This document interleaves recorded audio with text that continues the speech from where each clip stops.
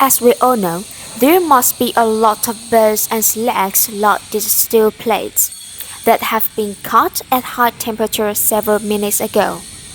So the untreated steel plates cannot be directly welded after cutting. Deburring is our first step before the soldering.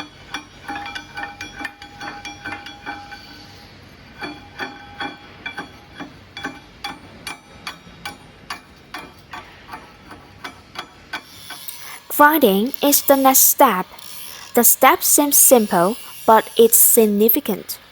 It can not only make the weld in stronger penetration and mechanical strength, but also make it more smooth.